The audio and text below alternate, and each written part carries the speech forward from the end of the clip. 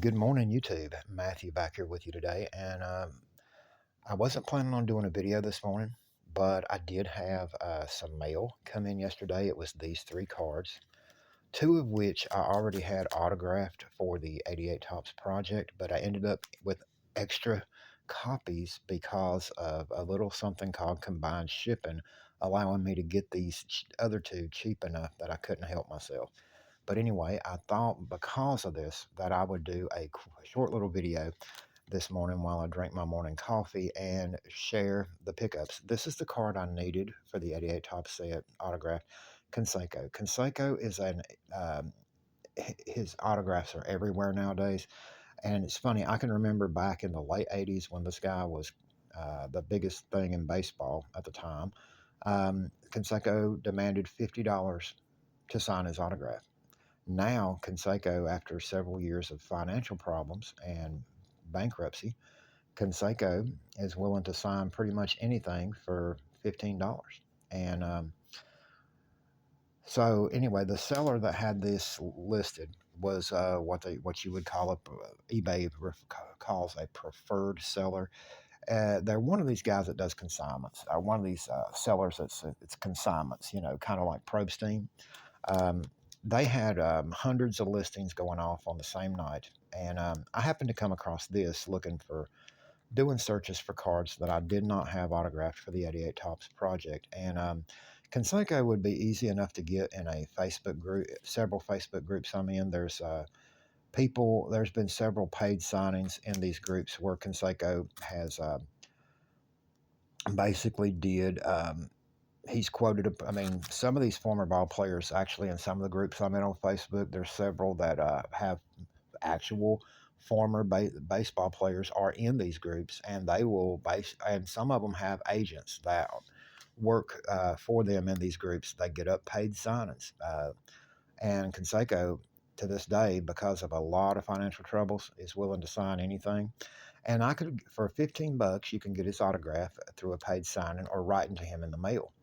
Um, and I gave thought to that because this card, when I first came across it, was starting bid $7.99 plus shipping. Now the shipping was basically $4.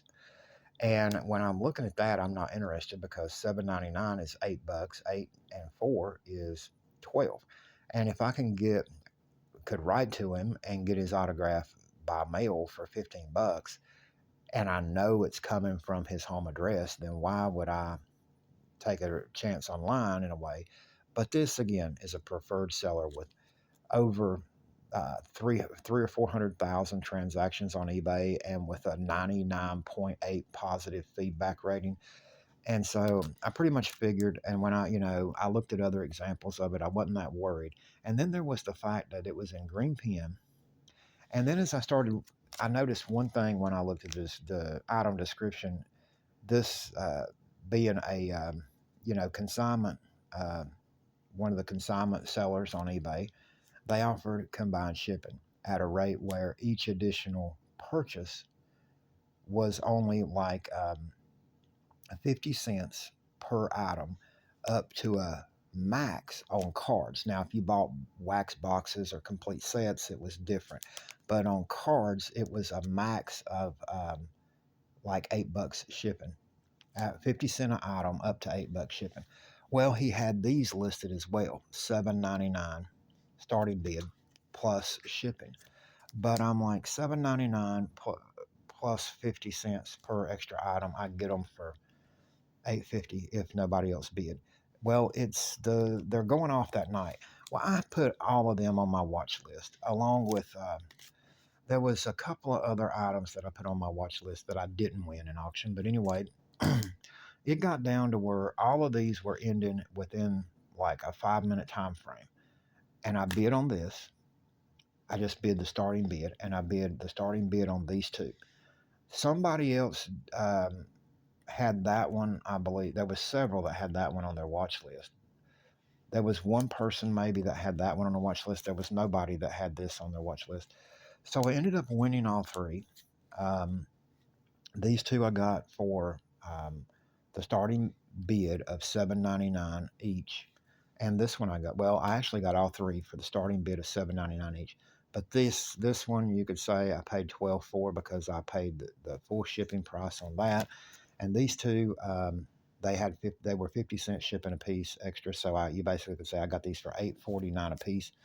So I was happy with that. Now, like I said, I already had Eckersley. Now I had wrote to Eckersley, and Eckersley charged me. I mean, I wrote to him at the time. I don't know what if he's probably still the same, though he could have went up, but it was $10 to sign by mail. I sent him a pretty well centered card, and I got back this autograph from Eckersley, and I sent that just earlier this year after I started the 88 Tops project. And I will tell you, since it's Dennis Eckersley Family Foundation. That's who, if you write a check, send him a check, you write it out to the Dennis Eckersley Family Foundation, P.O. Box 1037, Alamo, California, and the zip. But I will tell you this, if I remember right from what I'd seen on sportscollectors.net and SCF both, you better send cash because it seems to me that he takes and sends back. I remember reading where he had sent back people's checks to them with the cards unsigned with notes saying cash only. So probably for tax purposes, he wants the cash. But at any rate, I also, as I said, I had the Andre Dawson. Now I had wrote to Andre Dawson after I started the Tops project as well. I had got that back on 7/5/2024. Now, because these guys charge to sign and they're doing it to make extra money, I don't mind sharing these guys' address. That's where I wrote to him. If you want to pause it, if you're interested in sending a card to Andre Dawson, his fee is $10 unless he has went up. If you want to check to find out before you write to him, I advise you because it's free. Try out SCF Sports Card Forum uh, and go to the TTM portal and do a search on Andre Dawson. It was $10, and I got him to sign the 88 Tops, and I think that's beautiful in blue Sharpie. I got it back. At the same time, he signed this card for me, Andre Dawson, and Dawson is one I think you can send a check to. I'm pretty sure I sent him cash. Took the gamble. But some of these players, I know Fisk, I've read, will take a check. Now his fee is $50, but I got these two. All of these I'm going to show you here were actually through the mail pickups. These two were these were where I wrote to players and got them to sign. But these two right here, though, Fisk does sign by mail. It's $50 a card, and I picked that up for less less than that by far, like less than 25. So that's why I picked that up in a group purchase. And the Dale Murphy I just picked up last week. Murphy has quit signing through Pass Pros. For a long time, Murphy signed through Pass Pros. It was $20, then it went to 25. But now I noticed last week or a couple of weeks ago, Murphy has taken his self off of Pass Pros, so he's no longer signing through them. And I also noticed when I looked it up before I made this purchase in a Facebook group that Murphy has quit signing through his home as well. Even people were still sending like $25 fee to get cards signed, and Murphy was sending them back unsigned. Ryan Sandberg, who sadly I've heard is battling cancer now, has signed for a long time uh, through the mail now for a fee. And yeah, that's one of the reasons right there that I put these things in team bags is because like I thought, what is on the card, and it was actually or on the case, and it was actually just something on the plastic bag that stuck to the cellophane. But Ron Sandberg signed that for me through the mail. Sandberg charges a $10 fee, and I got that back about the same time through the mail. And Goose Gossage, who I had just shared a video of shared a autograph of, I purchased off of eBay in my last video.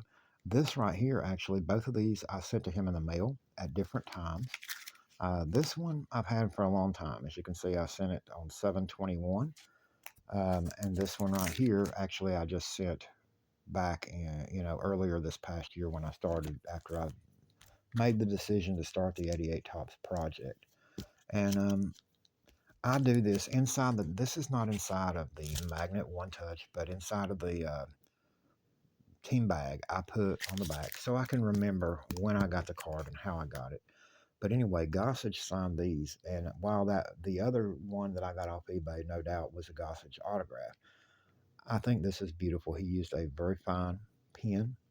He gave the Hall of Fame inscription, and the only thing I wish about different about this, he signed this right on his face. I wish he had signed it more down here, but I get he probably using a blue pen thought it wouldn't show up as well on that blue uniform, and I did realize that.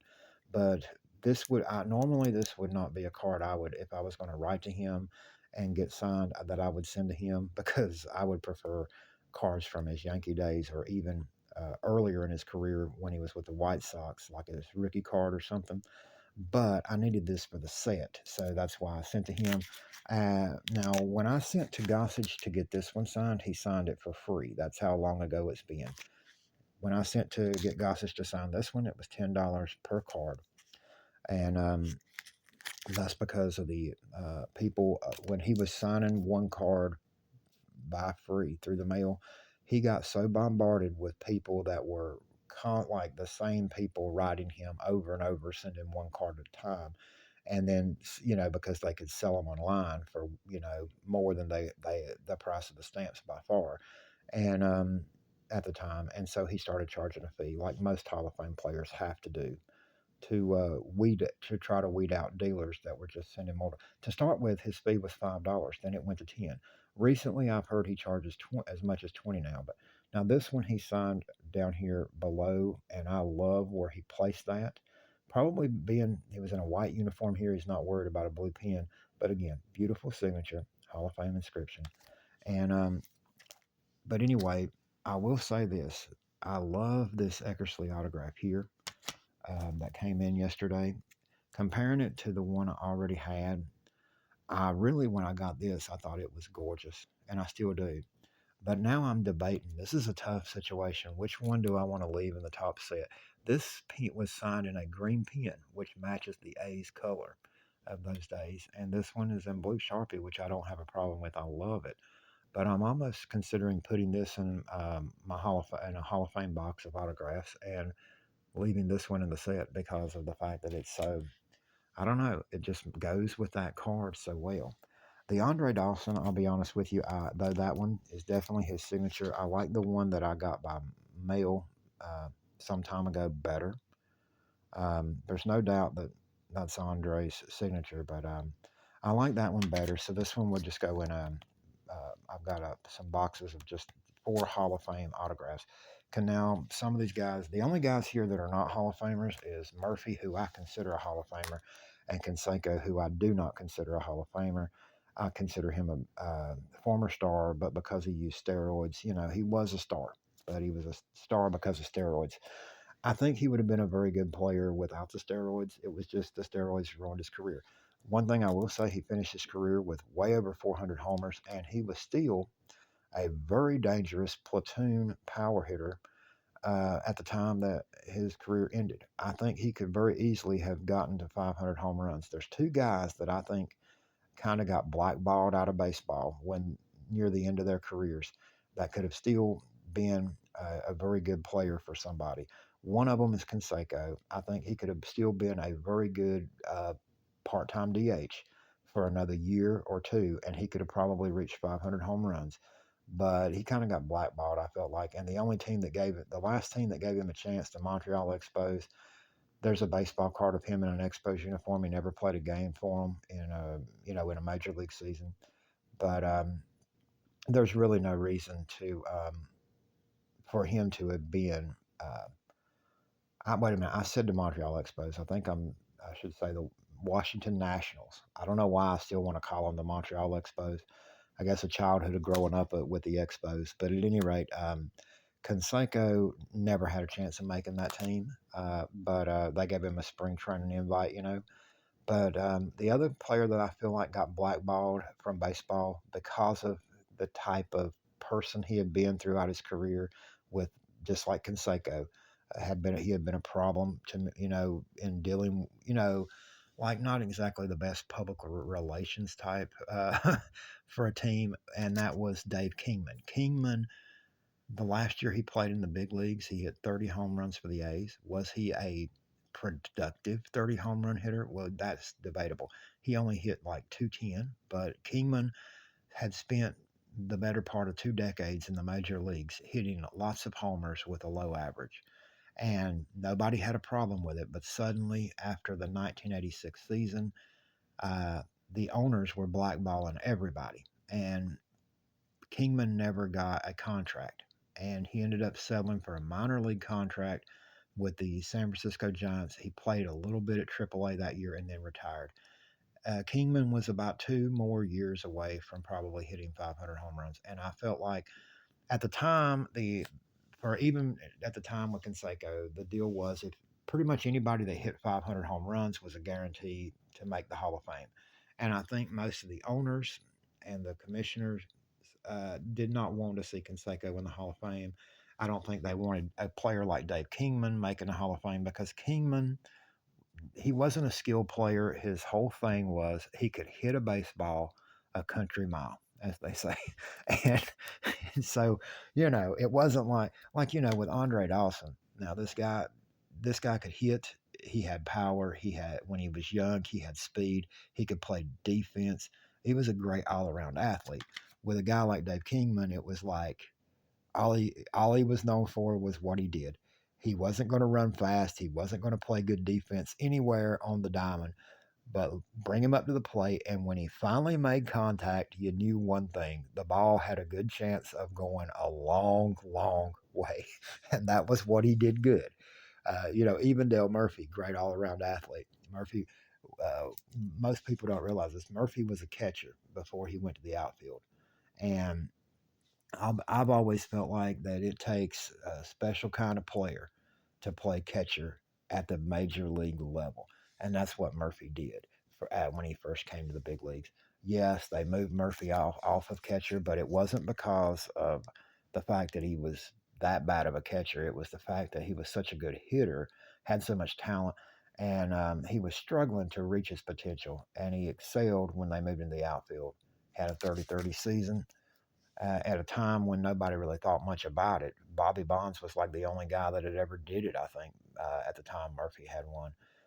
But anyway, that's this video has turned out a little bit longer than I expected, but I was really excited to get these in the mail yesterday. And like I said, I just decided to bid on these two, this one and this one, because of the fact that I got combined shipping, and so ended up with the Canseco that is for the set. So that's another one down for the 88 Tops project. And I got two more nice autograph examples of Hall of Fame players for my collection. And and I just thought I'm going to do a video and share all these because if you're new or you're somebody that collects baseball cards, but or whatever, you never got into the through the mail autograph collecting, there is a lot of Hall of Fame players out there. And football's the same way. I don't really get into the football as much as baseball or the basketball for that matter. I do. I am a sports fan. I live here in Northeast Ohio. I support all the Cleveland teams, the Cavaliers, the Browns, the Guardians. Me and Roseanne both do. But I mainly just collect baseball but at the same time, there's a lot of guys, yes, they charge a fee, but you can get a lot of these, the Hall of Fame players for reasonable prices. And, you know, and like, even though I bought these online, I had no doubt that the authenticity. And when I saw this one, Canseco's autograph, they say that there's a lot of fakes out there, but they say that about everybody. But like I said, I've seen enough of their autographs, and that when I seen the guy and I seen who the seller was, do your research on your sellers before if you have any questions. But I'm confident in all of these, and I'm thrilled to get them, and get these in that recent eBay pickup at the price I did. Yes, for another $1.50, each of these guys would have signed another card by mail for me, but I just felt because I was getting them, I was sure they were real, and I was getting a bargain, getting cheaper than what it would cost to write to them. Plus, because of the fact that it was going to be combined shipping, I just went ahead and bid on them and got them for the start bid. So thrilled to get those. Anyway, thank you all for watching. I'll be back again later this week with more. videos.